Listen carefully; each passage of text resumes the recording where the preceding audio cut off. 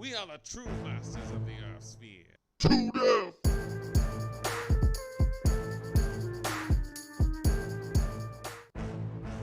We are the true. Hey, what's up, guys? It's your boy Sleepwalker, and we're back once again with the To Death Podcast, episode 11. It keeps growing, and I don't know if it's ever going to stop. Now, it's your boy Sleepwalker who walks through dreams, possibly even yours. And I got my boy John with me today. Why don't you say hello? Yo, what's up, everybody? This is John. You had me worried there, Sleepy. I didn't think you were going to do the man who walks through dreams skit there for a second. No, dude. I always walk through dreams, bro. You've walked through mine. No homo. That's a little weird. No, but what's up, everybody, man? We finally made it to episode 11 here. We've got a special guest today. It's our good friend, Zach Hall, over from Docta Dante Gaming and from the Nerd Nation. Kind of knowing him from a couple different places. He's been a huge supporter of 2Def Gaming, man, and we couldn't wait to get him on the podcast. How you doing, Zach? I'm doing good, guys. Hi, how's everybody doing tonight? We're just hanging out, enjoying the company of the boys at 2Def, and gonna talk some nerdy stuff, video games, all kinds of good jazz. Yeah, that's how we like it, man. That's how we like it. So as we do every week, man, we're going to start off. We'll start with you today, Zach. What have you been playing this week? What have you been on? What have you been playing? What have you been streaming? So I just with Dead by Daylight coming to cross-platform. I did a community stream last night, and that's something that I might look into doing a little bit more. But basically, I don't. Have you guys played it? I have not. I have seen it. I have not played Dead by Daylight, but I've watched it on stream, and I watched it in its early phases when it was still jank. Yeah. Yeah, but I haven't seen like the updated version. Okay, well, so for starters with it, so the premise of the game is you have 4 survivors and 1 killer. And the 4 survivors have to work together to power these generators around the area, around the map, to open up this gate so they can escape from the killer. And with like a lot of the DLC content now, you got survivors like you can have Nancy Wheeler. They got like a Stranger Things DLC, so you can have like the Demogorgon killer. You can have Nancy. I think Kit or Steve. Steve's one of the characters you could play as. But yeah, and so it's a really fun game. But the one thing we've noticed is when we don't have like a full party, the lobbies take a long time. For whatever reason, it takes forever to queue. I mean, we had 4 people, and we couldn't even get into like a regular game. We played, I think, 1 game with like 4 people. It was bad. Like the queue times were just insane. Once the game's been out long enough, even though it's been like, updated and stuff like that, sometimes, those things just drop off, especially when there's other games like Friday the 13th and stuff like that.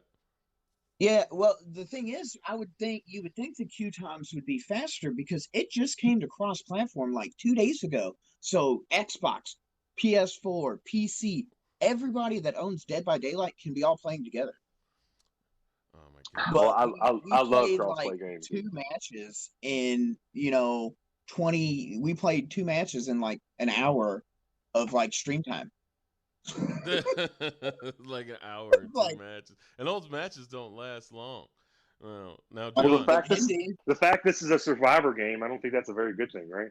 No. Yeah, exactly. No, John, what have you been playing? Oh well, man, I've been picking up some of that Ori and the Will of the Wisp. I got I'm about 60% through the game now.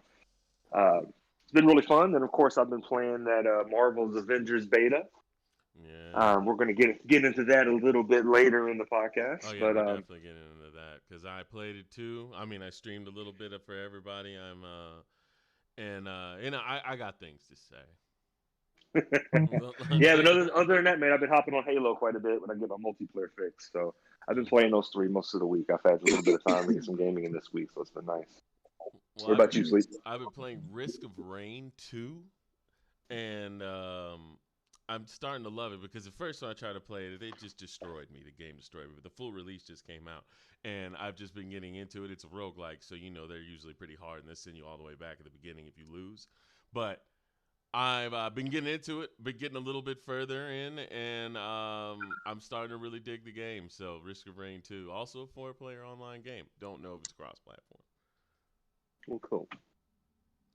Well, cool, man. Well, now that we got that out of the way, Zach, man, kind of tell us your story, man. Kind of introduce the world. Some people who may not know. I know a lot of our listeners coming from the Nerd Nation side. They know you well. They've been following your journey as Dr. Dante for a while, but there's some people coming from the 2Dev side and some just general listeners who might not really know who you are, how you got started. So, man, kind of tell us all about Dr. Dante Gaming, man. How did it all start?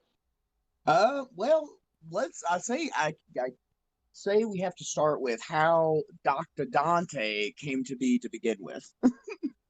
So, I was in the military, and I was a medic, and as such, everybody called me Doc.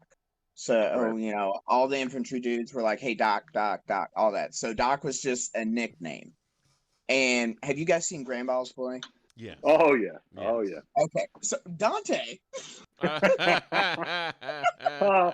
Oh So, shit, dude! I am naked, bro. What the fuck? Did you try to buy a lion? so I was super tan at one. I would say, freaking, what would like fucking bro. We'll just say it was full blown bro status at that point in my life. Tan, faux hawk, all bro status. Oh, you went So in, lean into the douche. Yeah. yeah,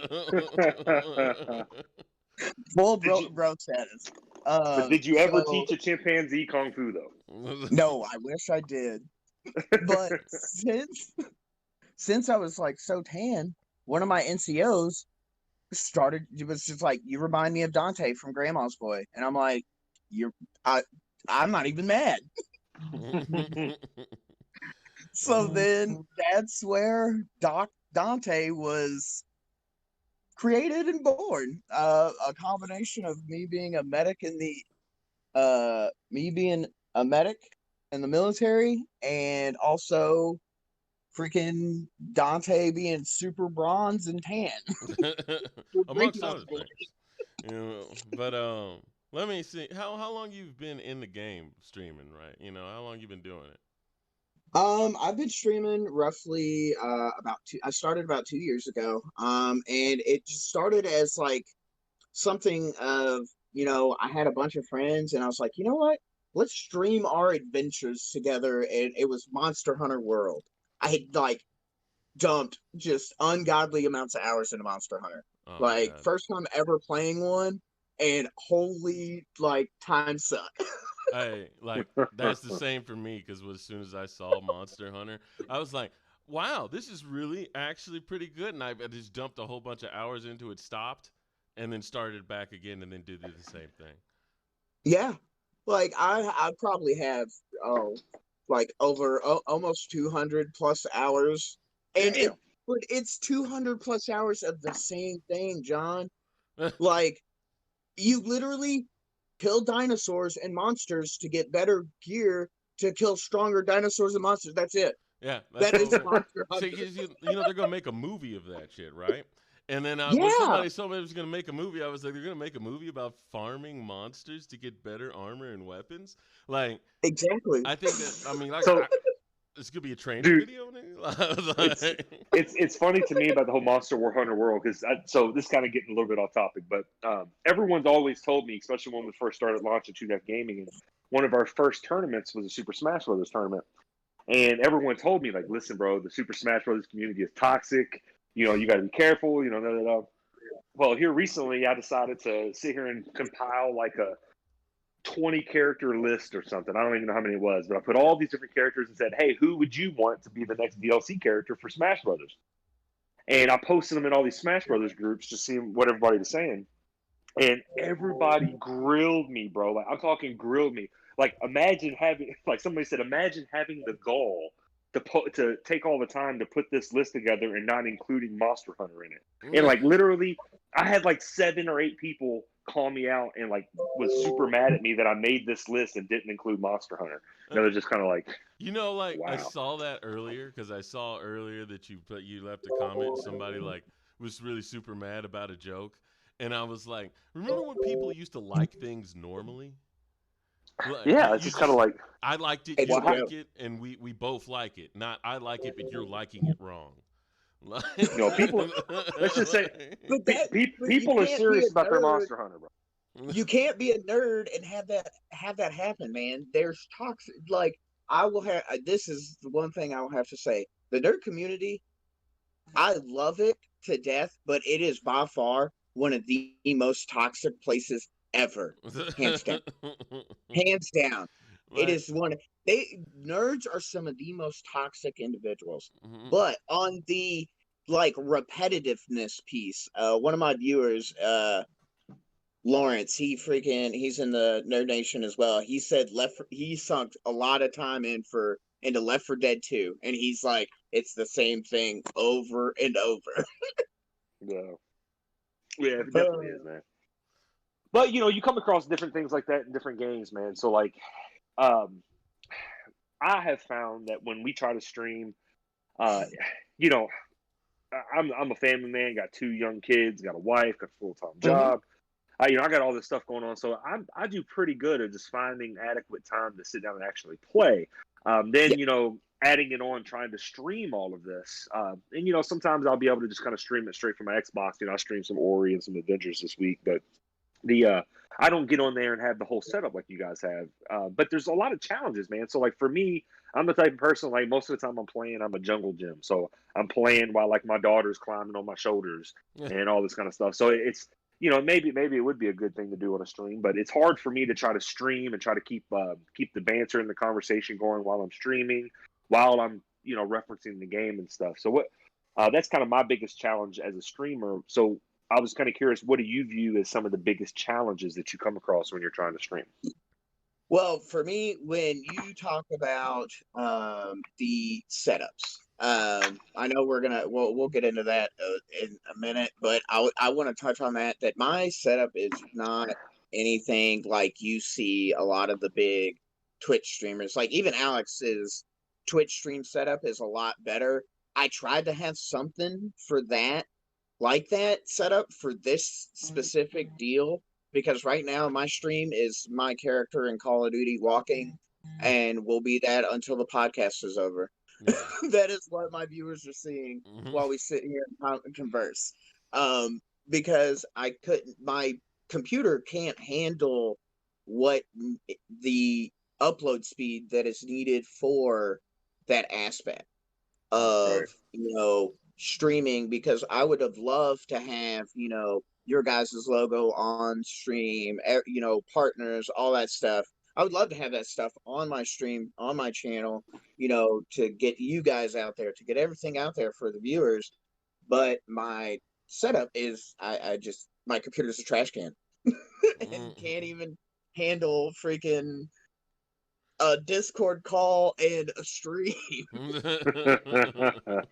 Like I figured, I see that too. Like I'm like playing an indie game, but if I try to stream that indie game and like capture it on the same computer, everything comes to a halt. Yeah. It's like, nah, buddy, stop. Like Mm. that's pretty much what when you have a computer that's not high res enough to deal with all that. Yeah, What? absolutely. I think a lot of I think from everything I've heard, you need about I think 8 megs of space, and uh to freaking 8 megs hard drive for like optimal stream, and like 16 is like top level. But I don't know anything. 16 gigs, something, I don't know anything about that stuff. I'm not the super tech savvy Ah, stream guy. you're not I a mean, computer I guy. know if I had somebody that like said this is what you need in your computer and like told me what to buy, I would buy it, and I would know how to do everything with it to do the fancy stream stuff.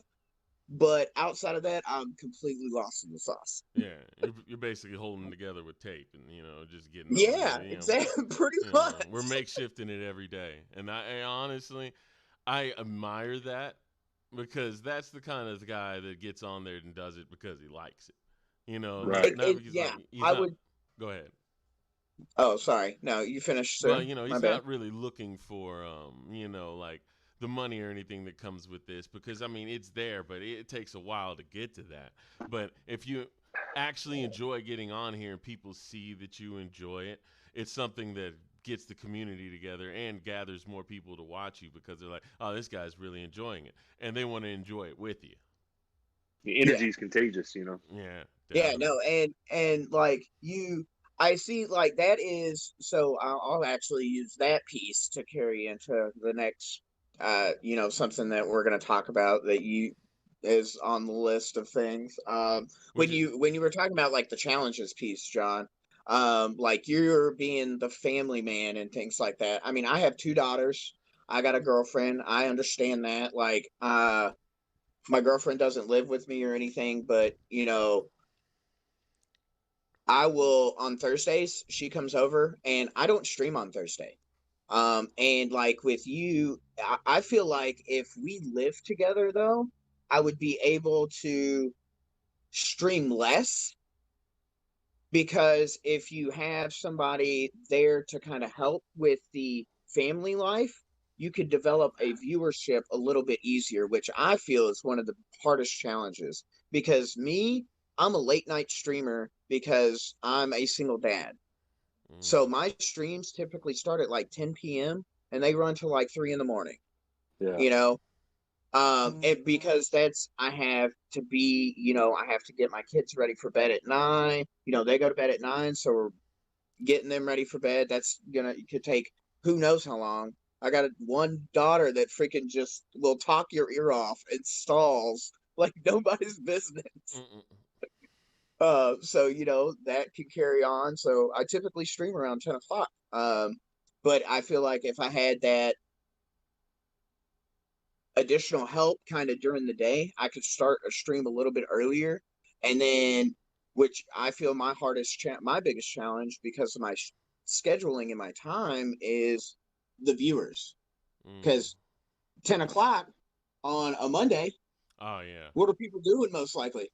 Sleeping. You got a lot of people that need that rest when it's like 10 o'clock Yeah, during the week and stuff like that, especially when a yeah. new week is gonna start. But other than the challenges, let me ask you, what's the best part of it? Like, what's the part that really gets you going to get up and stream every time? The community, hands down. So it's like the hardest part is building that community. But once you build that community, that is the best thing. Like I have, a very, very small, tight knit community, and I love it more than anything. And I even like something that I love about Twitch that I have some people that stream on Facebook. And honestly, Facebook does not give incentives for viewers to stay and watch you. Yeah, like They the thing I notice about Facebook, I didn't mean to cut you off, um, is that like you're always scrolling on Facebook. So even when you come by something, you open it up for a little bit and then you continue scrolling. Yeah. Yeah, Yeah. because there's like when you come across the live video, there's nothing to keep you into that video unless you have, for example, like the only people I'd probably say I'd like hardcore stay and watch on, Facebook are people I know that stream, um, or like anything like that. But outside of that, if I see some live video that pops up, I probably won't watch it unless it's like something like Stone Mountain 64, for example. Dude's hilarious. I will watch the CO carry tons of people to victory in Warzone because it's awesome. Well, Uh, you get like a 10-second window. I'll turn it on, let it, see what you're doing for those like 10 seconds while I turn it on, and if it doesn't just captivate me in those 10 seconds, I'm going to continue to scroll. Yeah. So it is. It's Absolutely. being in the sea And of that's one media. thing I like about like with Twitch, for example. Twitch has once you hit affiliate, Twitch has something called channel points. And with those channel points, it rewards viewers for watching you. Yeah. So like for example, like my channel points are like I my channel points you can select a game mode I play. So like if since I play a lot of like Warzone, you can pick. Are we going to play like Call of Duty? Are we going to play multiplayer? Are we playing a mini royale? Are we going into quads, plunder? Are we playing plunder? What are we doing? Yeah, it's kind of like Um, Right. customizing your TV, which is something everybody's wanted to do since the dawn of time. Yeah, and like for like 1,500 points, you can make me dance. I will get up and fucking make an ass out of myself on fucking live on a live stream Like, you dancing. hear that, You internet? know, I'm a whore. Who got 1,500? Who has 1,500 points laying around for the sake of the podcast? You throw those oh, bits on the floor and you watch me dance like a stripper. there, that's the thing. But they're like with Facebook, you have to buy those stars. These points are free. You just earn them by watching and talking to my viewers. Yeah, makes like a game. Even though Twitch is Yeah, about games, so it's like gamifying watching games, which is very meta. Like, Well, oh yeah, for for sure. us, Zach, like with us, we kind of had the same thing. Like with COVID's kind of put a chink in our chains because we have most of the hardware that we need to do it live. Yeah, Um, but once we do that, we're going to be streaming more on more services. So like we have a Twitch, we upload a lot of stuff on Twitch, but like when we first started all this, we're doing it through OBS remotely. So it's like yeah, trying to stream to both Facebook and Twitch at the same time, like we're talking about with the computer, kind of shorts us out. But um, we started on Facebook instead of Twitch because with Two Def Gaming, we're sitting at well over 3,000 followers on Facebook. oh no, But then we turn around and and go on Twitch and I have like 10, or some no, shit. no, So it's and like that's where I'll say that's where Facebook has the advantage, hands down, because you get that more, like you said, you get a lot more of that quick views, those quick looks. yeah. I will say, it is easier to grow on Facebook than Twitch, hands down. Like I said, I started my streaming deal about 2 years ago.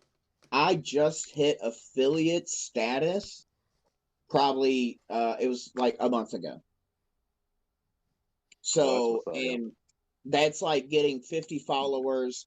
Basically, the hardest parts of making affiliate are gaining your 50 followers and averaging 3 viewers a stream. yeah, And the 3 viewers a stream is brutal. It's unique viewers too, isn't it? Yeah, it has to be. I wouldn't say. I don't think it has to be unique, but it has to be a consistent amount. So, like, if when I first started streaming, for example, if I had a bunch of like 1 views, 2 view, 1 view, 2 view type streams, my average is in the tank. And mm, like with some help from a guy that is also a streamer and stuff, we've kind of connected communities and we're helping each other grow because that's what we do together. When we're with the small time people, gotta help each other out. Yeah, We for help sure. each other grow in that sense. So you know we do those things, and yeah, I Well, cool, man. completely forgot where I was going. It's all good, man. We'll move on. I'm going to combine two questions here for you, bro, this week. So for the sake of time, That's do you have any certain preparations that you take that you do each time before you go live? Kind of, you kind of had the inside look with us as far as our sound checks and kind of our talkovers before we started. Do you have anything like that? And then also, you kind of touched on it a little bit before, but kind of explain what your setup looks like. I don't have. I wouldn't say I really have any kind of stream prep. A lot of my stream prep is, making sure what we're doing is what we're doing. If we're gonna be streaming Call of Duty, making sure that when somebody is looking for a Call of Duty stream, I'm in that mix. Right. Because they're not, if they're gonna be like, why is this guy say he's playing the Forest when he's playing Call of Duty? I don't want to watch this guy. yeah. So, or something like that. So I do a lot of that. I'll, get the, hey, I'm going live out to everybody. And then it's just prep time, waiting for the squad to get on. And then once the squad's ready to rock and roll, we send it. If I were to stream regularly, I'd like to be a variety streamer. Someone who does like a bunch of different games, like an hour each, maybe three Yeah, hours a game. Like no, no, I absolutely. like Go ahead. the whole show would be 3 hours, and each hour would be a different game. Well, that would be pretty cool. Yeah, you I know. think it might be hard to keep consistent viewership though, because some people view because some people are very much one game That is stream true. watchers. Yeah. I know But a lot of Call of Duty guys who one thing, only watch Call of Duty streamers so they can get ideas of how to get better. one thing I will say about with Sleepwalker, he freaking plays a lot of indie stuff.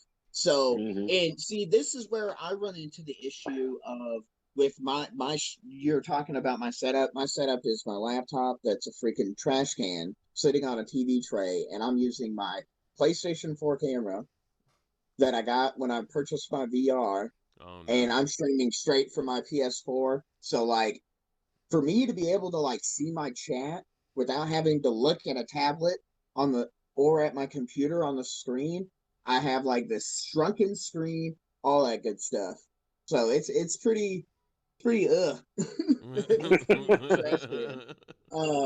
But because of this trash can setup, basically, um, I have to if I switch games, Mhm.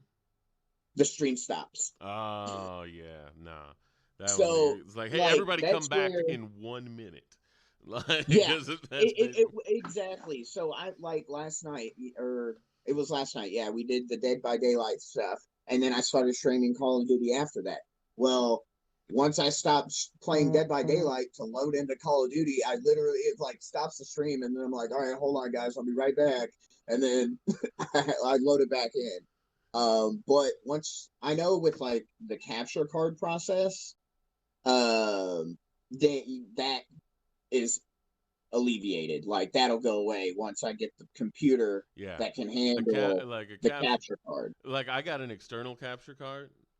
Yeah. So basically, you could just kind of hook it up to it, and it just really helps because then you could capture everything on the screen. It doesn't have to wait till it changes to another thing and it goes off. Like it captures all of it, which is Yeah. really nice. When you want to be like more of a variety thing. Because I would love to do a bunch of indie games because I love indie games. I love new indie games. I play a bunch of crap that no one ever hears of. Mm-hmm. Well, we could use that into the segue to the next question, man. So, you know, I love a variety streamer as well, but every streamer kind of has their own little niche that they like to kind of stay in. But let's say that you were able to create your ideal game as a streamer that would be perfect and ideal for you to be able to stream and what would help optimize your stream and your ability to kind of to reach out. What would be what kind of game kind of paint that picture for us? What would that ideal game look like for Dr. Dante?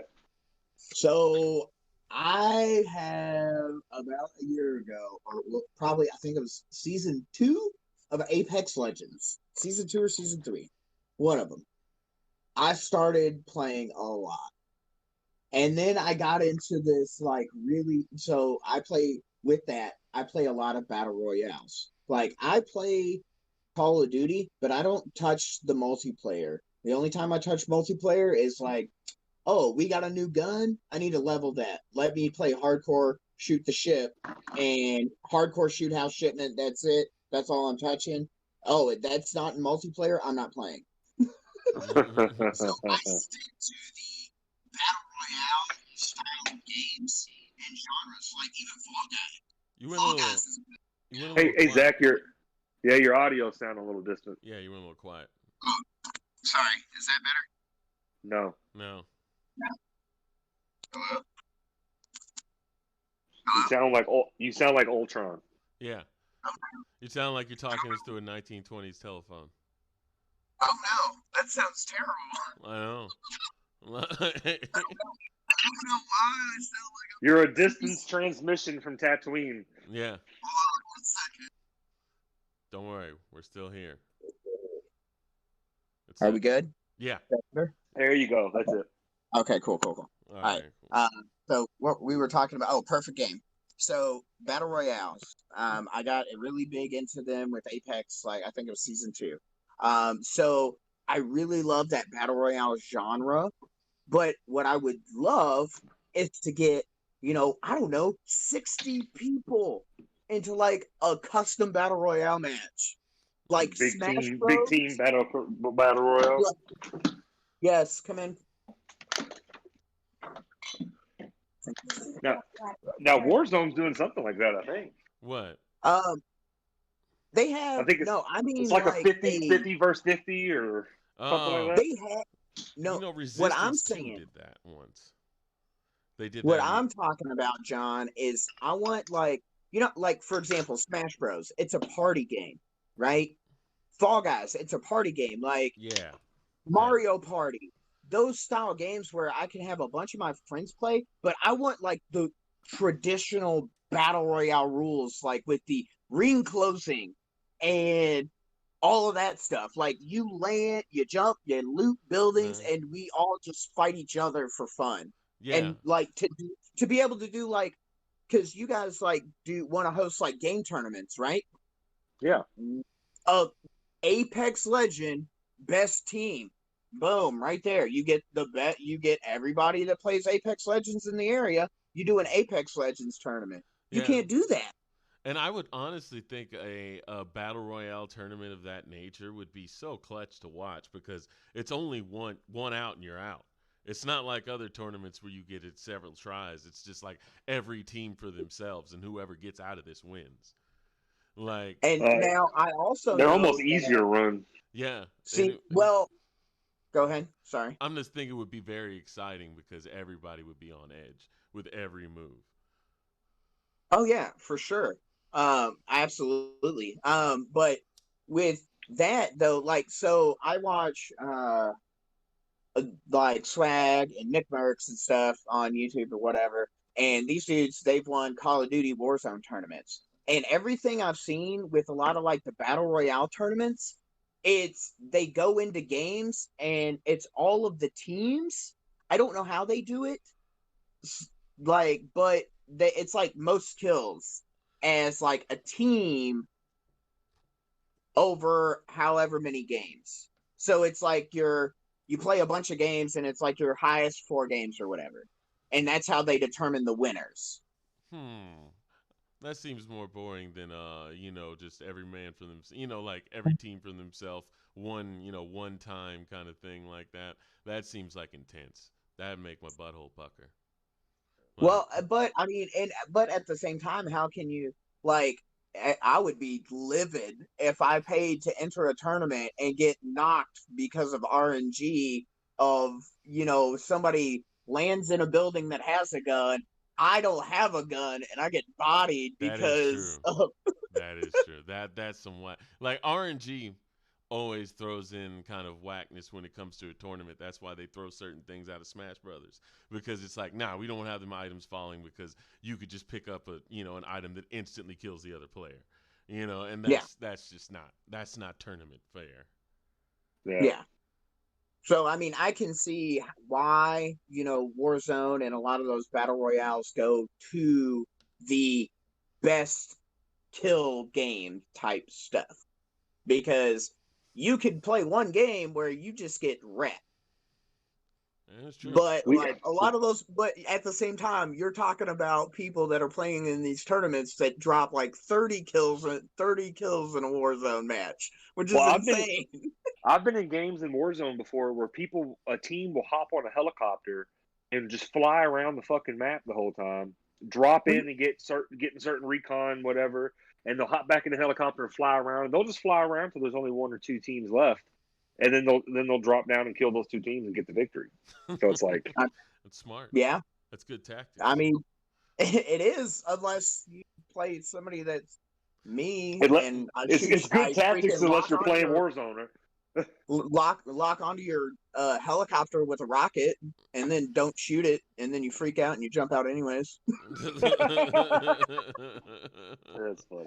um, Oh man, I could tell you actually. Hold like on. I think like the thing about battle royales for me is like the best tactics make for the like a boring. I feel like a boring game because hiding and waiting for the best shot is like the best tactic, but at the same time, like, wow, that's kind of slow. I'd like to shoot someone. Like, Yeah, I it's definitely I can definitely feel that. Mm. Well, I'll tell you this. So I have been very reluctant to play Warzone games, battle royale games in general. I didn't play the Black Ops 4 one. Um, I did not really play Fortnite or Apex or PUBG or any of them. Play I Fall didn't play Guys. Warzone. Right, I didn't play any of them. And then, so even with Warzone, when all of my clan members, all the Two Up clan and all my boys, my boy Chris and Adam and Austin and all that and Tyler, when they get on, they're playing Warzone. So like, I'm like, fuck that. I don't feel like playing that. I'm playing Gears or Halo instead. 'Cause I don't want to play Warzone. Well, finally, I just kind of broke down this about 2 weeks ago and started playing Warzone with them, and it was legitimately fun. Like it really is intense. It really is super fun. Oh my god. The shittiest part is because it's battle royale. Once you get killed, It's over. you're basically you're a spectator for as long as it Well, takes I until mean, your you team gotta go loses to and y'all leave. Gulag, don't you? Well, if Yes, you you lose, do have to go log in if you Warzone. lose in the gulag, Yeah. you're out. Yeah, Now your that's true. teammate can buy you back. I mean, you can get bought back, but it's Mm-hmm. like I like those it's mechanics. boring Like, sitting there spending. If I got an hour to play and I'm spending 30 minutes of that hour spectating, it's just like, the buying back mechanics is dope though because it at least allows things to be a little bit spicy. You can bring some people back, and it's oh, and not your so team. set in stone. Well, and your team has the budget. They have to decide: do we need to buy them back, or do we need to go, start buying other stuff? So it ends up being pretty cool. But Yeah. man, look, No, so back Zach, to the. I want to go back to the helicopter thing real quick because I was talking about you could be like me and carry a rocket launcher. So yeah, like I said, I don't do multiplayer, right? So I use the Pila for I just stopped using the Pila probably about like earlier this week actually. So I used to carry it all the time for everything. And now I run an MP5 and a Bruin and it's disgusting. But I have 100 and over 125 kills with the Pila rocket launcher, which means I have killed I have blown up vehicles full of people. I have a clip of me destroying an entire helicopter, a full team of 4. that's awesome. Get a team swiping one rocket, huh? Yep, team white, 1 rocket. It was lovely. That's awesome.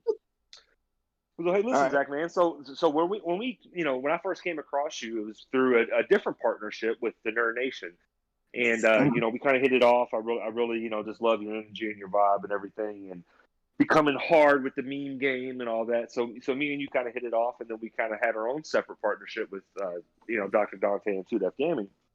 But you're also associated with Nerd Nation, so you have a pretty wide range of nerdle, man. So like, what are some other things that you're into other than video games? I would say fitness. I will talk fitness all day, and if you don't think that shit's nerdy, then I don't know what to tell you because it's nothing but science, dude. Fitness is all science, and yeah. It's So hardcore Well, science. get a fitness guy talking about macronutrients, bro. You wish you didn't. Listen, you want to heal exactly. like Wolverine, bro? I got you. Um, And then I'm actually a huge Star Wars nerd. Definitely my biggest nerdum by far. Seen the movies I don't know how many times. Freaking I remember the first time I ever saw Star Wars and it was the THX when they first remastered. They had the remastering capabilities on VHS for the theater Yeah, and they surround had sound the 3D scenes in the that they went box through. set. Yeah. And had the Vader face on it, everything, man. I watched a marathon. First time I've ever seen Star Wars. It was wonderful. And then I also have I collect Legos. That's something else I've been really super nerdy about. I don't know why. It's just I've always loved the building aspect. And then I will go and I'll look and I'm like, I remember being a kid and going to Disney World, and I saw a Tatooine mock. So it was like a sandbox almost, Mm-hmm. and it had legit full of sand. It had a fucking UCS sand crawler on it. It had the sand troopers all out, and it had the cantina. all kinds of shit set up. I was like, that is so cool. And then like ever since that moment, I'm like, I want to build mocks. I want to freaking build, the Battle of Hoth on like 6 tables. That's a lot of Legos. How many buckets would that be? Oh man, you have there. I saw there's a mock build of the Battle of Geonosis, and the mountain that these people have is a full blown working droid factory. I'm talking, it's got crazy. conveyor belts carrying droids being. It's got like a press machine that is like it's like it's pressing pieces off of the assembly line. It's crazy. That It's reminds me. Well, dude, nuts. I have to say this, man. So I thought, as a father, I thought that I was well versed in the world of Lego, right? Mhm. And I'm sitting there thinking, like, I'm sitting here building Legos every damn day and doing all this, but it was literally just kind of free play Legos. It wasn't like, I'm building a castle with my daughter. I'm building just something cool looking. Until we bought my oldest daughter her first Lego set, did I Yeah, realize how serious this shit is. So, yeah, like, because then it starts becoming, no, no, no, no, don't touch that. Don't lose any pieces, because if you lose the piece, we can't do it right, instead of like yeah. just kind of free playing with it or whatever. So I definitely, I can Now, appreciate some of these people who build these elaborate things with Legos, man. It's pretty oh yeah. amazing. That reminds I me mean, of being like 18 but still going to my pediatrician, and and then I having the other mean, doctors there with a pediatrician, and I'm sitting there in the waiting room with these Legos. I'm like this big ass dude, and I'm just sitting there making spaceships and shit like hey, hey, that. man. And I watched. Did you guys ever watch the Lego Masters TV show that was Mm, hosted by Will Arnett? It was on. It happened like right before COVID. no, No, I've never seen it. no, I've never heard of it. Oh, if you, I saw people that build like mock stuff. I saw bridges that held like damn near 1,000 pounds of That's like crazy. actual weight built out of Lego. But how? Like, that's nuts. I go to the zoo. We have a membership at the zoo. We take the kids all the time, and they have these like once a year, every few years, or whatever. They have this Lego thing where these people come out and make different animals with Legos. I mean, it's Mhm. like a freaking life-size polar bear made out of Legos. And it's Yeah, pretty. Like, engineering, bro. Man. Science. It's science, Legos. It's science, Lego bitch. It's like I'm telling you, with science, we could put trucks on Legos. Well, let me see you do that. Let me facts. see you do that with Vishnu. I'm sorry. Facts, bro. I'm not like they had to build these bridges that had, and I'm talking like they had to be a certain height. There was a team that got eliminated because their bridge wasn't level with the road, and Oh they wow. they freaking had weighted. They put weights on it, and like two of these bridges held like almost 1,000 pounds. It was crazy. That blows my mind, dude. Exactly. And like that's where like those guys were crazy good. That's where you see the people that freehand Lego build are talented. And if anybody says otherwise, they're smoking crack. I'm not. I mean, they got skills. Yeah, I think Well, free range Lego building should be, more of a sport these days. I'm surprised. I'm Or surprised it's like not already. legit art. Mm. Like a legit art form, as in like, put in like an art gallery. Because Seriously, man. I saw a team build a peacock, dude, Yeah. that was gorgeous. A I'm a peacock, peacock, man. You got bro. to let me fly. Exactly. And it was beautiful. Oh. Well, before we let Tom get away from us, boy, let's get into these topics because I wanted to talk about this Avengers beta because me personally, was not very impressed at all.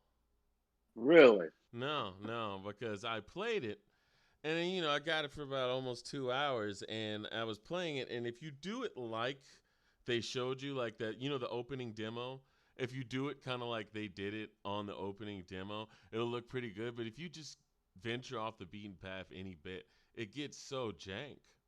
Like, like the camera's kind of running everywhere. You're kind of just hitting people in this off fashion. And it everything looks a little just unpolished, especially for Square Enix and some people who've had, a considerable amount of time. So I felt like I was playing, Avengers Arkham Beatdown. Like, I was like, I wasn't digging it, except for Thor and Kamala Khan. They were really actually pretty fun to play. But Yeah, Miss Marvel was fun to play with. yeah, Hulk and Iron Man, I was like, ugh. But I know you got to play with them longer, and they get more moves and stuff like that, and hopefully that'll open it up in the game. But even like being there in the cutscenes and doing the things like that, I was like, as a Marvel fan, it's not really getting me. Well, I totally disagree, man. I actually enjoyed it. I did think it was still a little choppy. Um, Definitely a little choppy with the camera angle, and there was a few different things. I know I watched your stream of it, Sleep, where you had a couple different things where you hit the command and a different button did the command that it's supposed to do. Yeah. Um, it's definitely still a little choppy, but for me, those are what betas are all about: is getting all those bugs out of the system. Yeah. I don't know if I've ever played a beta that wasn't choppy. Um, I did think that there was an awful lot of storyline cutscenes for a beta. There was times where I sat there and didn't touch my controller for 5 minutes. You know Yeah. what I'm saying? And this is a beta, which in Exactly. a normal game that's fine in a normal game, but in a beta you have, I think I read that the beta has like 20 missions, so Yeah, but it's a like, fairly it's comprehensive beta. But go ahead, go ahead. I'm just saying, like, I enjoyed it. I thought that Mm-hmm. it was definitely fun. What is available to you in the first, 3 or 4 missions that I played, it does get a little repetitive, especially when you're playing with the Hulk for a long time. Yeah. Um, Like, you don't have a large range of moves that you're able to do yet, but it shows you because you go and unlock your moves, and it shows you how many that there are that you're able to unlock eventually once you get the necessary energy points or whatever.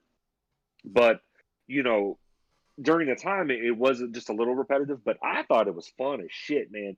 The first time that I took off and started throwing Thor's hammer, or even when I was taking off as Iron Man and I was able to fly and dodge, and I thought it was pretty freaking cool.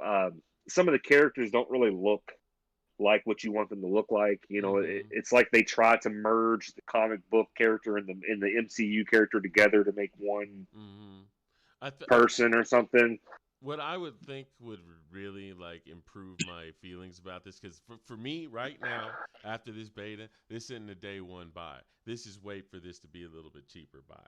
Like, Yeah, I can kind of feel that. you The know, first beta flopped too, man. I think this beta is getting better reviews than the first beta, the yeah, PlayStation yeah. pre-order beta. The first one, everybody was like, what the hell? And then the second one, I don't know, man. It felt so unpolished for Square Enix and for people that had so long, And But dude, it's fun to play. I mean, I had fun playing. So I haven't played it yet, but here's my thing. Marvel, Spider-Man. mm-hmm, Okay. That game was phenomenal. mm-hmm. Why take somebody, why go away from something that was a beautifully put game? Is it to make it cross-platform? I mean, why didn't they take the same mechanics For that, and the same licensing and the same everything that Insomniac had when they put, because that's what I was hoping for. And I watched, your gameplay of it, John. I watched Alex's gameplay and it felt clunky. Like camera angles were wonky. And I was like, yeah. oh, it kind of may looking to me. exactly. And It was these things that were like, what? Go ahead, go ahead. I don't want to cut you off though. like, but Spider-Man, that game is flawless. That it was a phenomenally built game. Why not use the same developers that I you may be already? mistaken. I may be mistaken in this, Zach, but I think that the Avengers game started. in its development before the Spider-Man game did. Then why did Well, they went the through. Spider-Man game come out before and look 900 times better? Well, they went through Well, Square Enix. that shows you the different publishing groups. You know what I'm Yeah, saying? Like, because like Insomniac is like specifically going through PlayStation and everything like this. But this game's supposed to be a multi-plat, and PlayStation just gets some, special things. So, Mm-hmm. Well, like, I did see that they're like the Marvel Spider-Man is going to, you can have the Marvel Spider-Man in, the PlayStation version. yeah, and the yeah, PlayStation version, in but the only the Avengers. PlayStation version. And if it was only the PlayStation version, I would see like why wouldn't you try to make it like the one that's out? But this feels like, honestly, this feels like a more flashier version of Ultimate Alliance.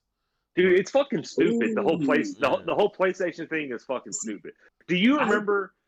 Do you remember? Hold on, real quick. Do you remember Sleep back when we were playing Soul Calibur? Yeah. And I don't know if, I guess it was 5. No, it's 2. And Which you all got Spawn and we got Heihachi. And no.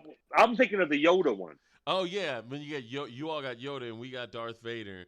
And Yeah, and it's so honestly, fucking stupid. honestly, I I hate that agree. because it's not like either one of them own that. So it's just really holding it from the other one, and eventually we both got it anyways. So That's probably how Spider-Man's going to end up. I mean, oh yeah, eventually they'll probably give See, Spider-Man to everybody else. But but Sony I does don't own know Spider-Man's because rights. Spider-Man is only PlayStation. Yeah, and Sony does own his rights. that is true. And That is. that's just one of the things. It's like, it's like Kratos. He showed up in Mortal Kombat, but he was only in the PlayStation, and then no one got anything. No one else got anything. If it was on Kind of like Because it's like weird flex, but okay. yeah, and I don't really dig that because it's like if you're gonna put the dude in the game as DLC, you're selling everybody else an incomplete game because they yeah, can never no, they I definitely don't agree with like the exclusive character aspects of things. Like yeah that's dumb. yeah. If Um, it's gonna be one character, if it's a whole game, I get it. But if it's yeah, one character, you're just making everyone else get a lesser game. Well, yeah, we're seeing it no, more. We're seeing it more and more and more, though, guys. So you see it with Call of Duty now. You're seeing it um, with Death by Daylight. You're seeing it with what's that other game, Fallout, or what? What's the game y'all guys playing? It's Uh, like a battle royale. you mean Fall Guys? Something Boys, the Fall Guys, yeah. Something Fall I mean, Guys. I boys. don't think Fall Guys is Fallout Boys, whatever the fuck it's called. The you're seeing this crossplay really becoming a predominant theme in gaming anymore. And I think it's going to be the way that people are wanting. I know me and Sleep have a lot of fun with the console war debates and stuff, but you know, Yeah. the real gamers are sitting here. They just want to be able to play with their. So like, when Call of Duty went cross platform, it changed the game for me because there was a bunch of coworkers and people that I knew who played the game that I would love to play with, but I couldn't because they were on a different console. So you know, I know me and Sleep would play a lot more games together if we Yeah, could if play games could could play do that. cross platform. no. That is something that I'm all for it, the cross platform. I mean, I know it brings so I play Warzone. I have my crossplay set, to be active. So I get the computer players, I get the Xbox players, I get it all.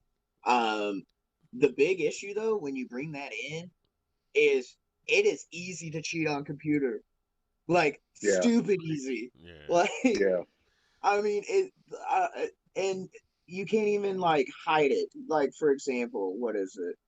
Hold on. Like I'm sitting here, all Activision. Like for example, there's people on Call. There's a guy on Call of Duty Warzone who has a 37.52 KD. He Yeah, averages 45 kills a game, bro. Like I don't yeah. even I, play. I'll I don't even play it, but that just sounds like bogus. no.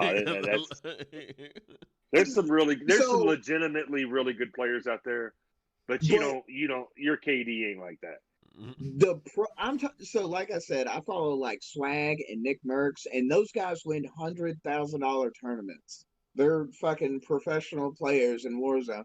and their KDs are like 4s and 5s, Yeah, Like, especially in not Warzone. Like 37s. if you're playing a lot of multiplayer and you're playing a whole lot of sheep house or some shit like that, or whatever, you can get a lot of kills. Um, but what's You the can other one? also die a Shipment. lot too. I mean, hell, I've got 90 kills in shipment myself. Yeah, but how But many deaths did you have? That's the other uh, thing. yeah, quite a Because bit. But I that's mean, where you got to think about your I KD. can see people manipulating their KD through using a game like that. Especially if you get the Juggernaut or some shit like that, you can lay out a bunch of kills. But Oh yeah, no, but this was in Warzone. This isn't. This is yeah, not that's multiplayer. This was a those kills aren't easy to come averaging by. 45 kills a game in Warzone. yeah, that's ridiculous, bro. He's killing half the people He there. is almost killing a third of the lobby by himself. Niggas Rambo. They got him going around Yeah, as that's just Rambo. ridiculous. He even modded him. His skin is drawn Rambo.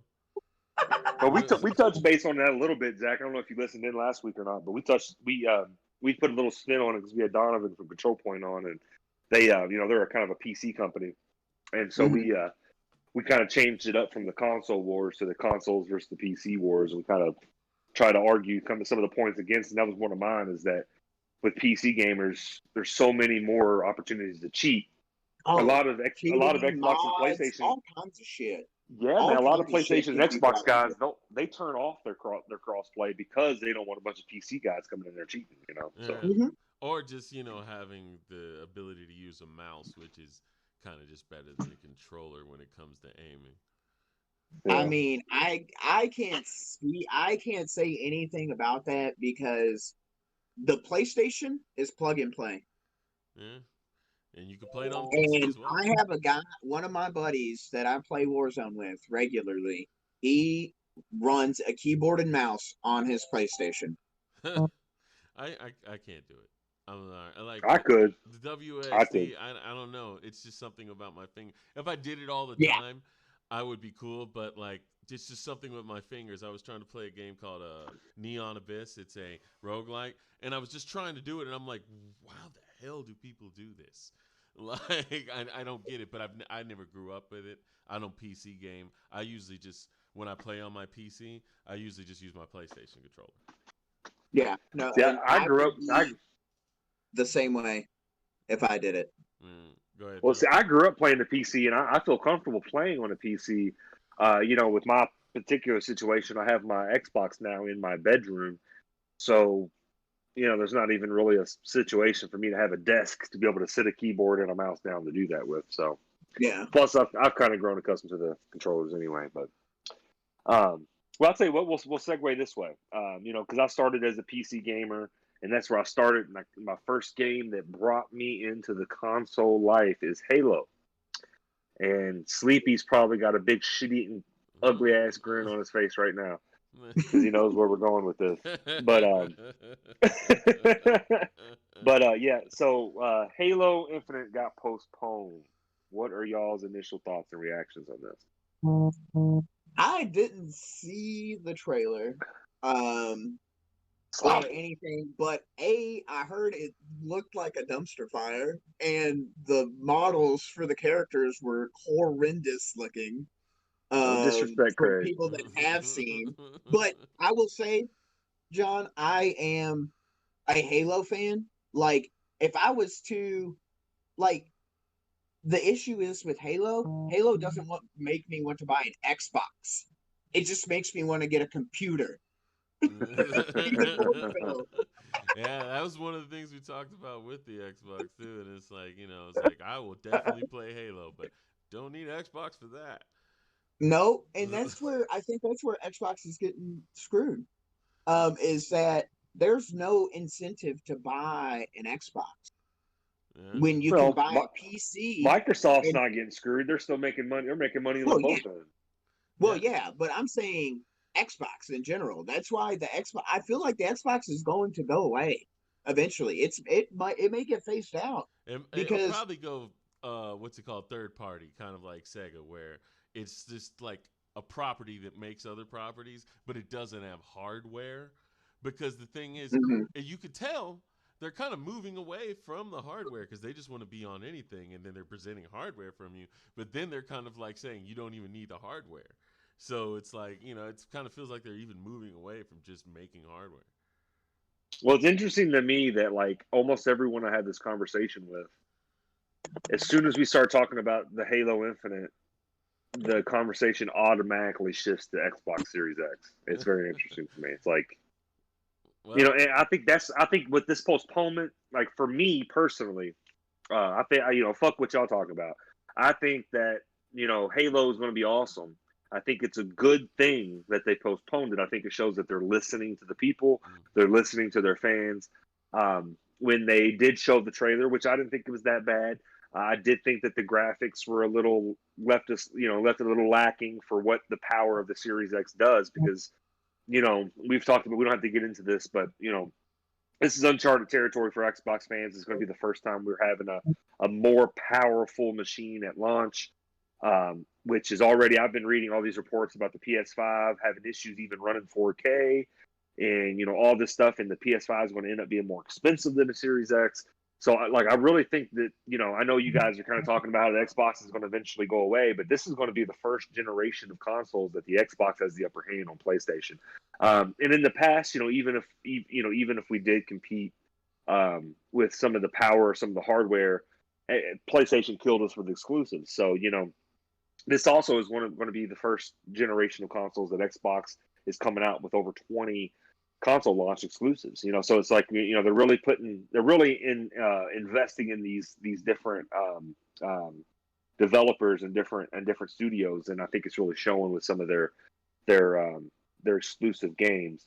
But with Halo, man, it was never based on graphics anyway, so I wasn't sitting here looking at the graphics, and that wasn't going to make it or break it for me. No. It's about the gameplay. It's going to be awesome. It's going to look good. It is. And it's going to be awesome, even if it's slacking from what Halo 2 and Halo 3 were or whatever. Most games are that way. God of War 4 was nowhere near as good as God of War 2. But God of War 4 was still a good-ass game. You know what I mean? Like, it's just the way that I'm going to be looking at it, because I'm going to buy it. I'm going to play it regardless. So I really Now, hope God that of War 4, are you talking about The the new one? newest God of War? I just threw a random number on it, honestly. I wasn't I really thinking about was this. saying, because the I news was got like, I would say God of War 4 was probably the best one. I don't know. It depends on which style you like, but let me get My favorites, too. let me give my feelings. My actual favorite is 3. 3 was the most hype. But like, anyways, my feelings on the Xbox are that really the Halo delay is like, I agree with John. Honestly, I think that was the right move, because Oh, yeah, when you have so much of your definitely. fan base, even though you might like it, when you have so much of your fan base saying, "Hey, screw you," because I believe that happened only because Phil Spencer and the Xbox and 343 set very high expectations. Because you remember they were saying this is going to be the future of gaming, and that this was going to wow your socks off. And then they had like $500 million in development money, and then they had like 5 years, and then they came with something that was underwhelming. And I was like, it's better that you postpone it. But everybody was really expecting that to come out with the launch of it. So it will hurt the launch of Xbox, but at the Yeah. same time, it's really like these systems are getting so close together that a lot of the times all these games are going to be on all the systems. So Yeah. I think Xbox with the Game Pass and everything, because Game Pass is working for them. They're coming to the money is working for them. I think they'll be all right, but this is a double-edged sword for them, because you definitely don't want to drop Halo in a condition where the fans aren't gonna where they're gonna already be crapping on it. But at the same Yeah. time, you're gonna take that hit when it comes to the launch, because you're not gonna really have anything while everybody else has one thing, except for Nintendo, who's not launching shit. Well, So, there's way too many games that came out that they released Mm, that was not complete. yeah. And and then you looking at even like Call of Duty, which is kind of the whole. And I'm glad they made everything free now, but Call of Duty is kind of based on this whole you know design anyway. But I have a fucking 20 gig download every time I try to play Call of Duty. And Okay, so it's so like, we could. I will actually talk about that. That was you don't want so that to be Halo too, though. You know what I'm saying? You don't want people to yeah. have that same issue with Halo. So And then I there's, like sure. to postpone it, but it's like Sleepy said at the launch. That is just love or hate Halo. It's one of the biggest games in the entire world. now the one thing I So would be scared of about Halo, and not to say this real fast, is when they start talking about like roadmaps, and they're talking about 10 years out, we're trying to do this and that and this. I would be afraid of that because that's what Destiny was talking about, and you saw where that went. And Well, and I just in Xbox they are not ashamed of doing that with their exclusives. Like they're going to do it like Fortnite and Apex Legends are doing it. You don't see Fortnite 2. You see Fortnite true, but season 3 those are or whatever. free games. This is Well, a yeah, paid game. I definitely understand that. I just don't think so that we're now not going to have a Halo 6, a Halo 7, a Halo 8, a Halo 9. It's just going to so be. my thing is, John, you said that Xbox is going to have 20 console exclusives. Yeah. That's what they said. Okay. Okay. So all right, then I could. Hey, they got 20 consoles exclusive. Now, is Fable going to be one of those console exclusives? Yes. Not at launch, but yes. What do you mean not at launch? It's If not I going can to already come play out. it on my PC, It's not going to come out until 2021, maybe 2022. but it will be console exclusive.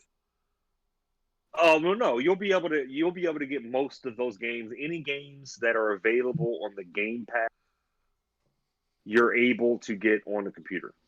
But there are Oh, okay. there are console exclusives. When I say console exclusives, I'm not talking about the PC. You mean So let me verify that. I'm talking about Microsoft exclusive or whatever. yeah, You know what I'm saying? Like I'm not now it's not available on PlayStation essentially. or Well, Switch. yeah, okay. That's what I was meaning because Yeah. like So like I said, it doesn't entice me to buy an Xbox because I just talked to you guys about how I want to get a better computer anyways. And if I can get a better computer that can handle gaming and streaming, why not? And then I'll just get all my Xbox stuff, On PC. all the Xbox games I want to play on my PC. Yeah. well, and if we're being honest, I mean, a large majority of PlayStation games you can play on your PC as well. Yeah. I mean, and so I mean, it's the same kind of situation, but Except the with exclusives. Xbox specifically, the Game Pass is really interesting to me because it puts me in a weird spot. I look at my games that I have sitting on top of my Xbox right now, and let's see, 1, 2, 3, 4, 5. I mean, almost all of them. Shit, almost every single game I have sitting over here is available on Game Pass right now. Yeah. So it's like, so like I'm sitting there thinking like I already have Game Pass, so I'm paying monthly for it. Am I going to go out and buy a $60 or $70 Halo Infinite game when it's going to be on the Game Pass? But yes, I am. There's your answer. But Honestly, I with think Game Pass is the way to go. I mean, like, it why? really is. But any game on Game Pass is available Yeah. on computer. There will be some that are only available on Xbox, but most of them will Think be about available Now, on are computer the as well. Game Pass games are they just like discounted or is it like a free game a month? no, You it's no you pay a monthly fee. So I pay like $15.99. I have my Xbox that includes my Xbox Gold membership, and then it also gives me access to hundreds of games that are free. You just download them right off Game Pass and you play them. So like for instance, the Oh, okay. the Master Chief Collection, Gears of War 5, Red Dead Redemption 2, Mortal Kombat 11, Soul Calibur, Tekken. So I don't think Tekken is, but like all of these other games are like all of them are on Game Pass. Ori so is on is the it that's how I like got would Ori. it be Sleep, you have a PlayStation 4, right? yeah, Would it be is the Game Pass similar to the PlayStation Now? it's better. It's better. Yeah, Okay. because I mean, PlayStation I Now. felt like it's a PlayStation Now vibe. Yeah, because Um, PlayStation Now doesn't put enough new titles on their stuff. yeah. Like, and Xbox is putting almost exclusively new titles on there with older titles. So, Oh, launch titles, yeah, yeah. launch They're titles. adding Honestly, I like they think, just added the original Final Fantasy, not the remake, the original Final Fantasy 7. Like they and just added it the honestly, other day so you could like play it. I feel like it would save them so much money to stop making hardware and just only sell the Game Pass. So so they would have only profit and not losing a lot of money on something that's not being sold, even though the Xbox will sell because it's already, hell, it's going to sell you figure in a America. disc though, man. A disc is going to cost Microsoft $10 to make, and then they'll turn around and sell it for 60. I mean, they're still going to make money off those because people, yeah. you have old school cats like me who still go to midnight releases to GameStop. So I mean, it's like, I mean, you know, I would do that. I mean, I remember going to the midnight release for my freaking Halo 3 freaking collector's edition with the Master Chief helmet. I go to every midnight release for all of my favorite games But he every year. doesn't have a I Master was an Chief helmet. Xbox guy for the longest, man. I was at like Halo 2 was my jam. Oh Halo yeah. 3 my jam. Halo 4 not so much. Halo 5? Honestly, it's that stint of time where you all just didn't have anything right after Scalebound got canceled, and that's really what did it. Like, just that stint of time without anything. Yeah, It was the 360 era really fucked shit up. Like going into the One era, like it was yeah, rough. but But I'll tell you what, a game that I am super excited about, guys. Kind of moving on from Halo. Have you guys seen the new Cyberpunk trailers? You've been watching any of the trailers coming out for Cyberpunk, or? oh yeah, oh man, I'm so hyped for that game, dude. I haven't seen Bro. any trailers, but I'm still stuck on the genitalia customization from like way back when because I want to know what this is going to entail. Like, am I going to be able to can I have a dick gun? Like, what's A up, dick man? gun. Oh my god, What if kind of that is a gun, customization that, am I going to have? I'm a cyborg, yeah. so Dude, if they make that an ability, almost you're gonna see so many people doing that. Like you dick guns? Oh, better hell be yeah. glad there's not an online because it'd just be filled with dick guns. Yeah, it's true. It's so true. But like I heard like with that it's because there's like I guess there's like scenes that your shit's going to be out there and they want you to be able to customize it. Yeah, And I'm like, they said there's actually gonna be okay. quite a bit of nudity in this game. It's not. Yeah, It's and gonna I'm be like, a hardcore but game. what do I what am I customizing my do I to my knees? Like what is a it girl? is Does first it have teeth? person, but If I'm it's a pretty. female? Like what do we But that's why you know how in depth CD Projekt Red is because even though it's first person and you're probably not going to see a lot of that, they want to sculpt it because they wanted you to know it's there. And if you look down, you're just going to see a robot dong. Like, I mean, hey, Well, I I have to mean, say that they did The Witcher. yeah, That game is Yeah. freaking phenomenal. The it's Witcher literally 3, all they've phenomenal ever. game. It's literally the only other game they've ever done is The Witcher. Well, I'll say this, man. Like with Cyberpunk, it was annoying at first because I was really hoping to have this game in April, but they were pushing back this game and they weren't even getting any negative feedback. I haven't heard anyone say anything negative about Cyberpunk. Yeah. And Do you know why? Do you know why you haven't why? heard anything negative about it? Because they're breathtaking. Oh, it's true. I mean, it's true. I mean, there's no way around it. This That's a has the Keanu potential to Reeves be one. reference, and you missed it, sir. No. Exactly. God, you totally just. I definitely missed it. But it is So, the game is do you know breathtaking, the man. breathtaking reference, John? Since I you missed I do it. not.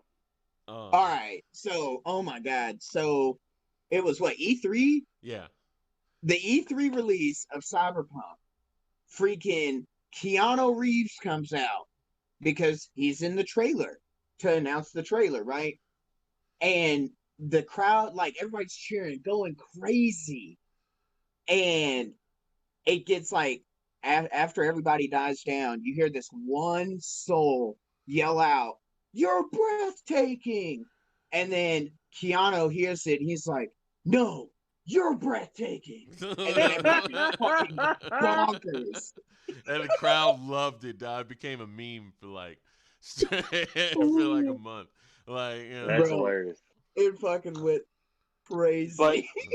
But in a literal sense though, it is breathtaking, and but I love that they, even though everything seemed breathtaking, they were like, you know what, It's still not good enough, and we're gonna push it back. Yeah. I watched the deep dive trailer, man, and like I don't know if I've ever been this. Besides maybe a few of my multiplayer games that I was just pumped for because there hasn't been a new one in a while. Breath of the Wild. Um, yeah, I was pumped for Breath of the Wild too, but I mean, I haven't been this pumped for a game. I mean, and maybe I'm setting myself up for a letdown. I don't know, but this game literally has the makings of being one of the best games ever. It's the biggest game this year. Cyberpunk. Yeah, Cyberpunk. Cyberpunk 2077. If Cyberpunk comes out this year, if it does not get postponed till next year, I could definitely see it taking Game of the Year, Yeah, hands down. Oh, and everybody's it's going to come out. But And it's going to come out in November.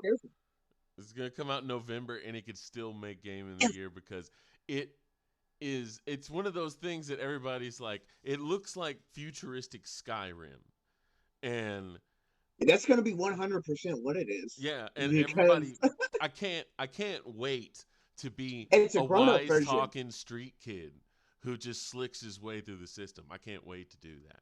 All right. So are you going to be a net runner or a solo runner? What do you mean, the net runner or a solo runner? I'm gonna be so they don't. Well, the street kids are the kind of your past or whatever. So they don't have distinct classes, but they have play styles. So they have it where it's going to be you're going to have like a hybrid class essentially. But solo runners is more of like the people who pick barbarians and shit like that and I see what you're RPGs. saying. Yeah, I'm gonna definitely Where it's high tech. well, the net runner is high tech. It's more like stealthy. You can hack stuff. You have this little whip thing that you can like hide, like literally hack these cyborgs to make them kill themselves or make them fight their teammates. And I don't know. It looks like you can live like every decision you make. So like the Keanu Reeves character, he's like your sidekick throughout the game, and he's part of this band or whatever that goes through. But you could pick if you want him to be your friend or your foe. You can do stuff to make him your enemy. Every single thing you do in the game changes the outcome of the game. They say you so can like in the game early, like from making. Yeah, that's what I'm decisions. saying. So like these kind of games, like and there's been a few like this. Elder Scrolls does it pretty well this way. Of it gives a game like an RPG playback ability. So like there's so many games I'll play and I'll play it through and I'll beat it. Even a game awesome as Breath of the Wild, which is literally one of my favorite games of all time. But I'm not going to go back and just play it again just because. You know what I mean? Like, but a game like this, I can pick a street kid solo runner and then make a certain set of decisions and then be like, you know what, I'm going to go back and I'm going to be a corporation person that's a net runner who is now a bad guy or whatever. And like your view of the game, your experience in the game, it's two completely different games because you've picked those two different paths. I don't know, it's amazing to me. But what is even better about that, John, is that you said you could be your solo runner and do it the one way and make one set of decisions. You could go back, be the exact same character, and make different decisions and change the game. Yeah, and the whole game will be different. Your missions are different. The outcome, the ending is different. So it's like the way people treat you in the game is different.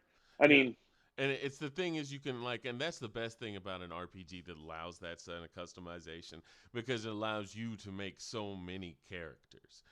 Because me myself, I'm thinking I'm going to be a wise talking street kid who's going to slick his way through it by hacking systems and all that stuff like that, avoid combat for a little or something like that. But I can make that character and I can make a complete monster if I want to. And I think that kind of customization is really going to make. I'm going to call mine Robot Snake McGee.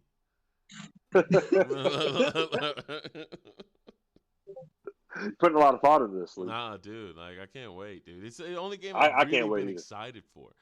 Even when The Last of Us 2 came out, I was like, and all that. Even though it looks great, but Cyberpunk looks like a game, like a straight up RPG.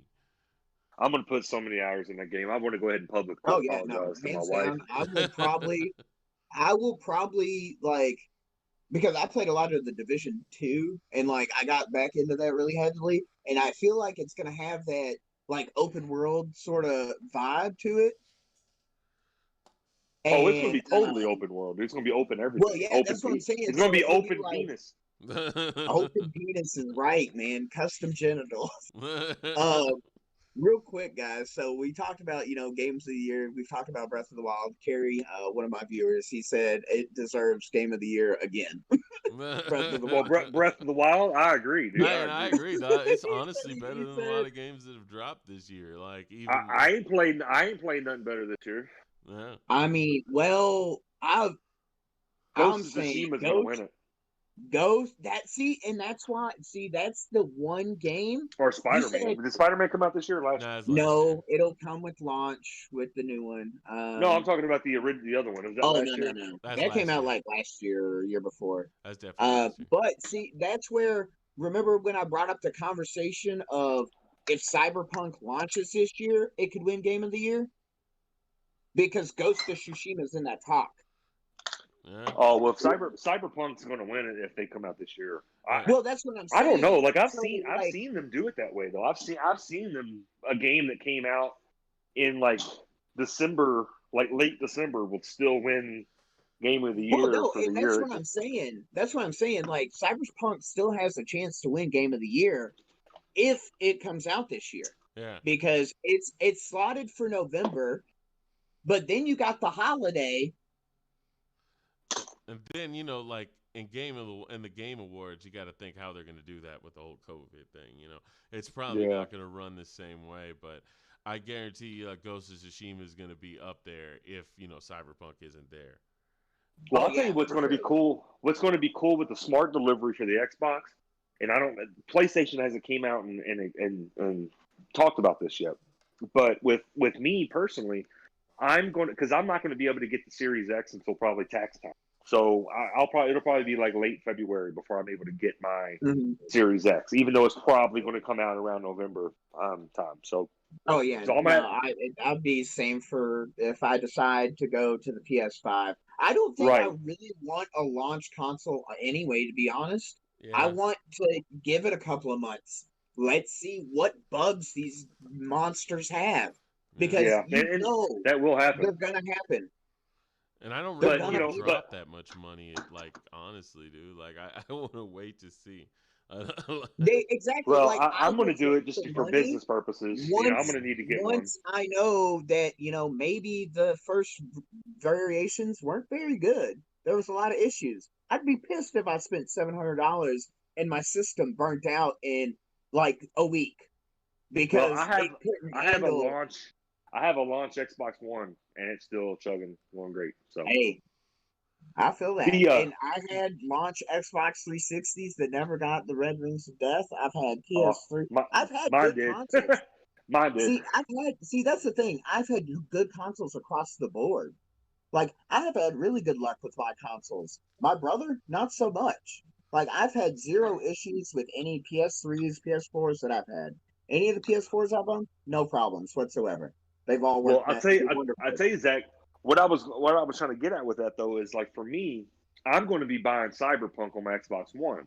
Hmm. So Xbox Series X has a thing called Smart Delivery, and it's basically completely backwards compatible with one. So when I buy the Cyberpunk on my Xbox One, I am also buying it for my Series X. So even games like Gears 5, I own it on the Xbox One. They're going to with the smart delivery. I'm going to be able to download because I already own it. Gears 5, but it's going to update the graphics engine on that game to where it's up to the Series X specifications. So now, Oh, it's going to that's be dope. fucking awesome. now Yeah, one it's super caveat. awesome. Now one caveat to that is it is up to the developer if they want to do that. Like Well, that is true, you but know, Cyberpunk has already came out and said that it is one of those games. yeah, definitely. So, Because if so I won't have to turn around and buy Cyberpunk again when I buy my Series X. You see what I'm saying? So Yeah, I'm yeah, going no, to have that I Series X and be able to isn't. already have it. But sleep, haven't we? Isn't it confirmed PlayStation 5's backwards compatible? to the 4, and there's like certain things like Yeah. you can't play a 4 game with a 5 controller. You can't play a 5 game with a 4 controller, but you Yeah, can you What? can't play. play with the same. Yeah, Yeah, which you can't is use a kind. PlayStation 4 controller. That's kind of stupid, but either way, But why? Okay, so you're saying, so they're saying it'll be backwards compatible, so I can, but I can't play my PS. Like, how? What?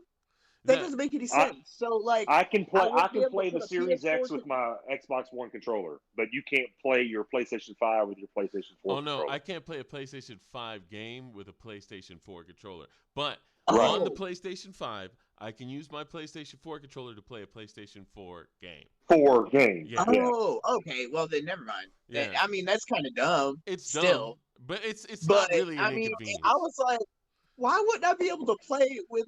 Why can't I play? Yeah, I mean that is kind of dumb that It's I stupid. can't use one controller. I still have to keep a DualShock 4. That's kind of whack. It's to make you Well, buy the new one, well, basically. what I would be more concerned with if I was a I won't PlayStation buy fan 2 games. is Fuck that noise. if you buy Cyberpunk on the PlayStation 4, are you going to have to then buy it all over again on the PlayStation 5, or are you just going to play it on your PlayStation 5 with a PlayStation 4 controller? I will play that shit on a PS5 with a PS4 controller Exactly. because I'm fucking cheap. Exactly because Well, that's the thing is like I don't need this game again. That's stuff like No, collectors do. yeah, Like normal people buy that game and they already have the game and they don't really need to buy it again unless it's been like 10, 15 years and it's an anniversary collection or something like that. It's not. well, it's also different because, like we talked about previously, Sleep. We talked about a few times on different podcasts. Is that this generation is different than all the other ones? You know, the graphic jump from this generation to the next is not going to be as drastic Yeah. because they came out with the PS4 Pro, they came out with the Xbox One Series S, and so like that graphic kind of had that middle ground where the generation upgraded mid-generation. So like Mm. before, if I played a game on the 360 and then the Xbox One came out, I'm not playing a 360 game on Xbox One because it's two completely different worlds.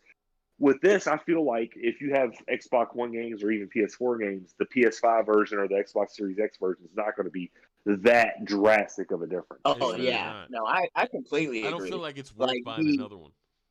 No, Yeah, like you're talking about the graphics, like up rendering and stuff. Yeah, it's not right. gonna be.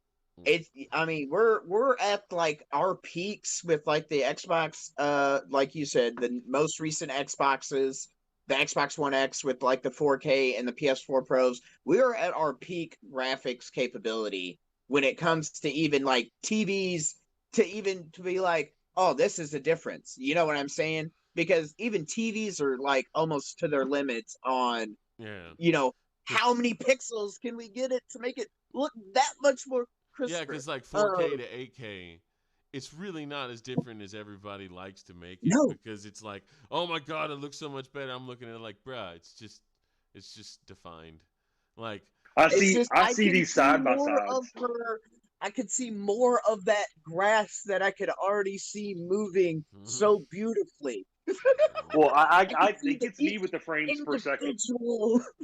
So they'll show something at like 20 frames per second and 60 frames per second, and they'll show it like side by side. And I'm looking at it, and I guess I'm slow or something because I don't even see a fucking difference. yeah, So You yeah, know? no. So Carrie, he just said our eyes can't even see the difference. yeah. And Yeah. Like well, it's so you know when Xbox was showing Ori side by side with 60 and 120, it's like, and you can't really tell the difference. Well, one, it's because the thing you're showing it on can't capture 120. So, Right. Exactly. so how would You're I trying to see that? stream this. Yeah. like I can't capture that. So how would I even see the difference? It's just an oversight. But at the same time, I think it's just getting pedantic at this point. Like it's like yeah. when everybody's talking about, oh, this is more powerful than this, and it's like, but the developers are only going to make it one way, and it's going to be playing pretty much the same on both, on every system. Like they're not going to make it super more powerful for one system or another. They're going to make it one thing. And Yeah, for I sure. think it's just a kind of a pedantic argument at this point, and really just a way for corporations to get you to spend more. Oh yeah, Yeah. no. That's It's all about the that's the name of paper. the game. It's all Yeah, about the monies. yeah. It's all Well, cool about the guys, monies. man. Well, look, we're running at an hour and a half, so let's do our last segment here. We'll go around and each person kind of give this. I want to know 3 games that make you excited. I want a past game, a present game, and a future game. So I'll go first. Just to kind of give you an example. So a past game that makes me excited is Rogue Spear. It's a Rainbow Six game. It's probably my favorite game of all time. At least the one that I spent the most time on. I was ranked in the world when I played that game. It was the launch, really the launch of 2Def. Is when I first joined 2Def as a clan member and raised through the ranks to become a general and end up being one of the leaders of the clan, and then turning around and bringing it back now. So that was my past game. Present game that makes me excited. Unless the boys are on and I want to play with them, the game that makes me the most excited to play right now has been Ori. I was excited to play the Avengers beta, but I don't really count because it's only for the weekend. But I do get excited to sit down and play Ori because it is a very fun game, and I've been putting a lot of time into it. And then as we're talking, this is probably going to be a common answer. The game that makes me the most excited for the future is definitely Cyberpunk 2077. Well, I can go through mine real fast. And a game from the past would definitely be Ratchet and Clank Going Commando. That is one of my favorite games that have ever existed. I remember the first time I played it, I was like, "This is the greatest game that's ever been made." That was the first one, and then I played the second one. I was like, "No, this is the greatest game that's ever been made." And then my previous game that I liked playing the most, that I'm most excited to play, is Gungeon. It's just going back to Gungeon and being like, all right, what is going to happen now? And then, I go through it, and then I curse at the game, and I stop playing it, and then I'll come back tomorrow. But that's one of those games that I just enjoy playing. And for the future, I am looking forward to Cyberpunk, but in the near future, I'm actually looking forward to Rogue Legacy 2 coming out this week, and I'm going to play the hell out of that. So this past one's hard because I have a game like John that I was like really really good, ranked and everything like that, but I don't. Oh, I'm gonna go GoldenEye N64. Okay. We're going back, man. I just the N64 era in general is where I really got into gaming, and with like hardcore gaming, and with that, GoldenEye is where I got introduced to the FPS genre, which is what I typically gravitate towards. When I do play games and play a lot, all the way from like Call of Duty Modern Warfare, Gears of War is a third person, Halo 2, all that stuff. All of the online multiplayer style games outside of like Gears have been the FPS shooters. So I would definitely say that GoldenEye is the game that like I would be excited to just go back and freaking get in on again. What up, Alex? Shout out to the Pat. Oh, what up? Go ahead. What's your present game there, Zach? Present, I'm gonna say Warzone. My buddy called it nerd adrenaline, man. The sweat, the freaking adrenaline rush with like I played a game earlier, and I went into I was a solo guy going into duos because I don't like the buyback solos aspect of it. And I'm fighting 3 teams by myself in a tower. And I'm just like, oh god. So that nerd adrenaline rush with the BR, like winning a game, the clutch, it's fun. Hey Zach, hold up for a second, bro. Hold up. Alex is throwing hot ones. Hold on. Oh yeah. He said, "Is that Zach Hall's big head ass? Oh, TV trade gaming ass." Yep. Just kidding. Hey, he said, "Just kids love you, bro." Doesn't he use a TV tray too? He's just calling that kettle black. That's what he's Hey, doing. back. Hashtag TV Tray Squad. Hell yeah. TV trays for life, bro. No, and then Future, I definitely Cyberpunk, but because I'm like hardcore Star Wars nerd, October Rogue Squadrons comes out. I have a VR too.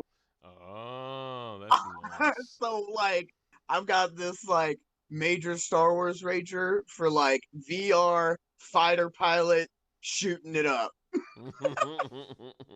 Hey, Rogue Squadron's a fun game. Yeah, and there's always that game, because Cyberpunk, you're really excited for it, but there's always that game in between time. It's like, but that one, Yeah, right there, I'm gonna be Rogue playing that one until Squadron Cyberpunk comes is out. gonna be legit. It's gonna be $40.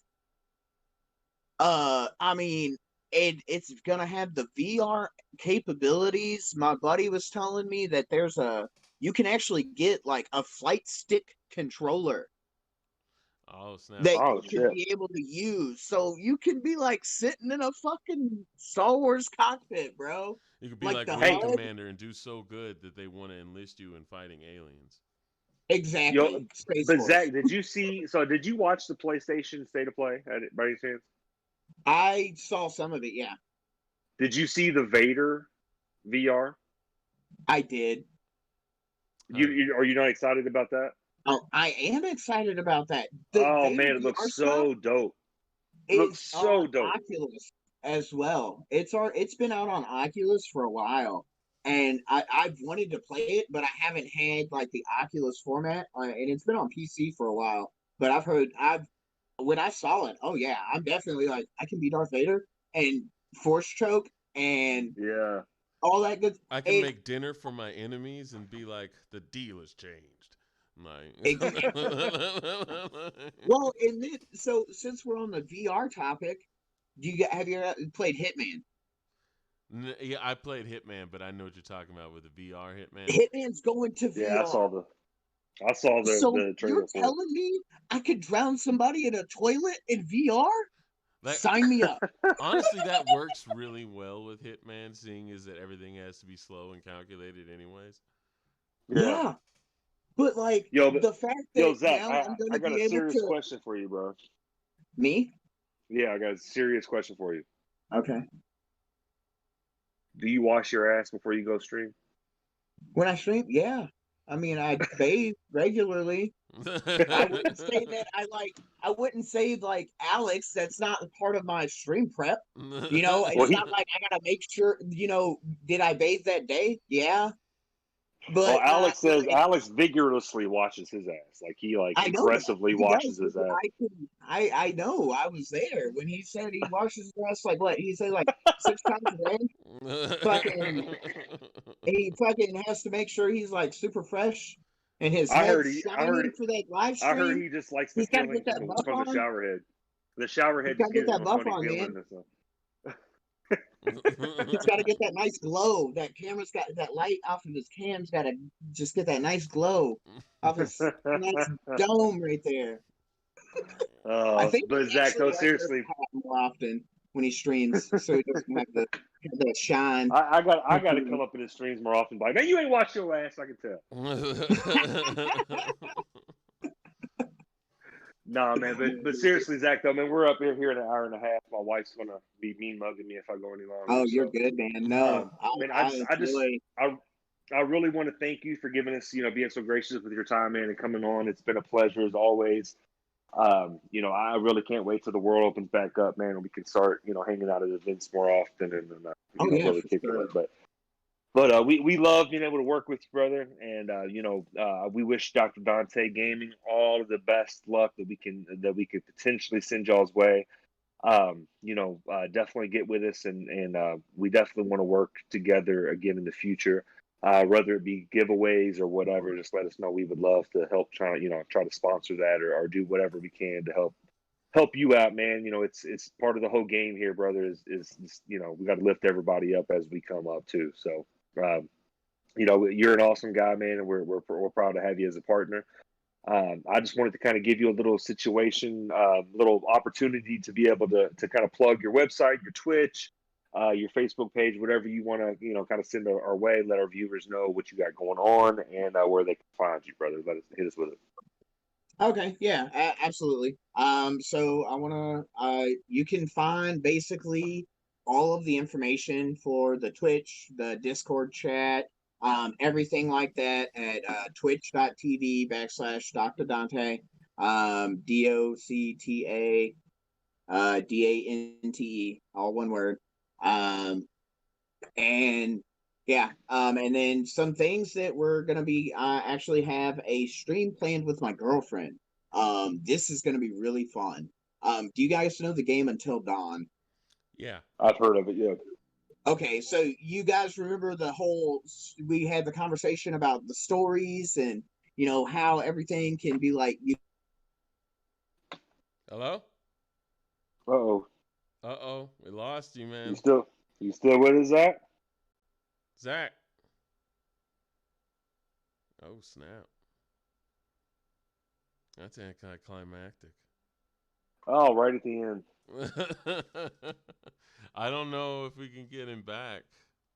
Well, guys, and I'm not sure where Zach went, but he's definitely letting us know about a stream that he's going to be doing with his girlfriend, where they're going to be streaming together. Oh, he's back with us. All right. Yeah, sorry guys, sorry. I for whatever reason got disconnected. Not sure what happened there. But anyways, it's a game where you play through like a horror movie. You got people that go to a cabin and you make decisions, and the decisions change the outcome of the story. I've played this game through a long time ago, and she's gonna come and we're gonna play through it together. I will be controlling and doing everything, but all of the decisions that are made are gonna be hers. So she may kill some people, and it's gonna be awesome. See what kind of person you're with, huh? Huh? Hey, I mean, apparently one of my buddies he played through it, and he ended up killing everybody. But there was a point where he had to this girl confronted this girl about cheating on her man, and he ended up pushing this girl off a cliff. So, and it goes into like the butterfly effect aspect. So we were talking about how like you make one decision, and then it can change something down the road with Cyberpunk. That's the same thing that happens in this game. So you can make one decision, and then you won't know how it's impacted you until like way on down the road in like the gameplay. So it's going to be interesting and fun. So that's the only really big thing I have planned. I would like to do a 24-hour stream. I talked about that with John of doing Last of Us parts 1 and 2. Because I have still yet to play Last of Us 2 because I play a lot of multiplayer in Warzone. Wow. Like, and so yeah. But I would still like to do that. But with the having to stop the stream and start it between games, it kind of can't do 24 hours with breaks. Well, I know a lot of people are being excited to see that, and I hope they come out to see you, even if there is breaks. But with that being said, I'd like to thank everybody for coming out. I'd like to thank everybody for it participated in chat. And like, comment, subscribe. Come to see us at 2Def here on Facebook and occasionally on Twitch and YouTube. And thank you for coming out, everybody. You all have a nice night.